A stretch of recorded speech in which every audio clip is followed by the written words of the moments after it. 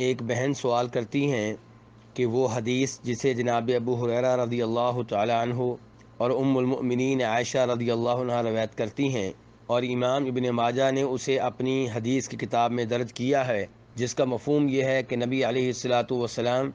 2 قربانیاں کیا کرتے تھے، اور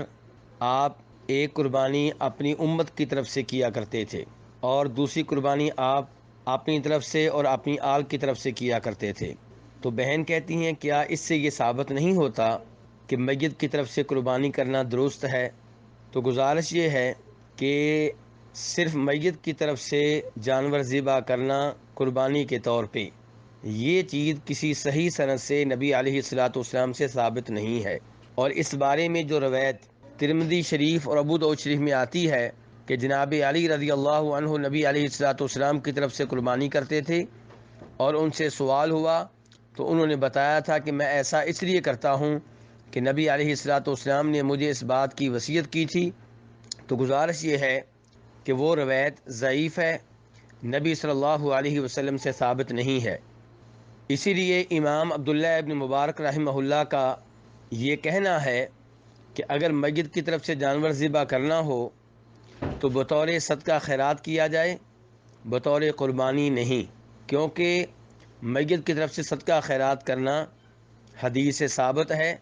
لیکن قربانی کے طور پہ میت کے لیے جانور ذبح کرنا یہ نبی علیہ الصلاۃ والسلام سے ثابت نہیں ہے۔ رہی وہ حدیث جسے امام ابن ماجہ نے اپنی کتاب میں درج کیا ہے، اور جناب عائشہ اور جناب ابو ہریرہ نبی علیہ الصلاۃ والسلام سے روایت کرتے ہیں کہ آپ 2 جانور ذبح کرتے تھے، ایک اپنی امت کی طرف سے اور ایک اپنی طرف سے اور اپنی آل کی طرف سے، تو اس سے یہ مسئلہ ثابت نہیں ہوتا کہ میت کی طرف سے قربانی کی جا سکتی ہے، کیونکہ اس میں یہ ہے کہ ایک بکرا امت کی طرف سے۔ اب امت کے وہ لوگ اس سے مراد ہیں جو آپ کے زمانے میں زندہ تھے، اور اگر یہ کہا جائے کہ اس میں وہ لوگ بھی شامل ہیں جو فوت ہو چکے تھے،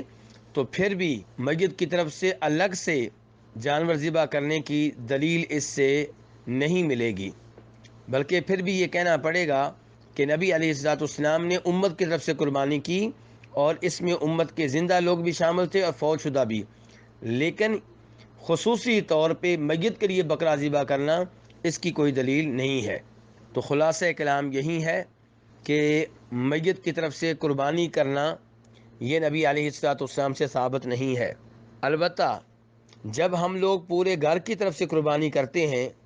تو ممکن ہے اس میں وہ لوگ بھی شامل ہو جاتے ہوں جو ہمارے گھر میں فوت ہو چکے ہوتے ہیں۔ اور کیا ایک قربانی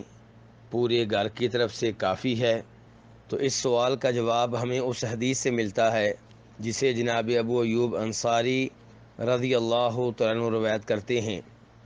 ان سے سوال ہوا کہ نبی علیہ الصلوۃ والسلام کے زمانے میں قربانیاں کس طرح ہوتی تھیں؟ تو کہنے لگے کہ نبی علیہ الصلوۃ والسلام کے زمانے میں ایک آدمی ایک بکری کی قربانی دیا کرتا تھا، اپنی طرف سے بھی اور اپنے گھر والوں کی طرف سے بھی، اور پھر وہ قربانی دینے والے خود بھی کھاتے اور دوسروں کو بھی اس میں سے کھلایا کرتے تھے۔ بعد میں لوگ فخر کے طور پہ زیادہ جانور ذبح کرنے لگے، تو اب حال وہ ہو گیا ہے جو آپ دیکھ رہے ہیں۔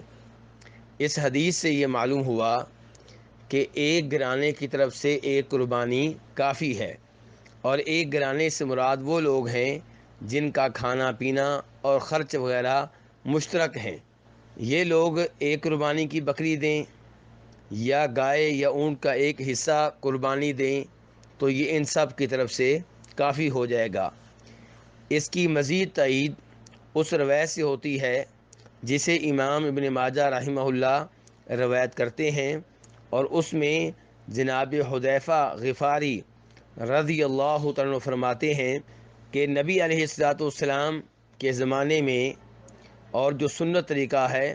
وہ یہ ہے کہ ایک گھر والے ایک بکری یا 2 بکریاں ذبح کیا کرتے تھے،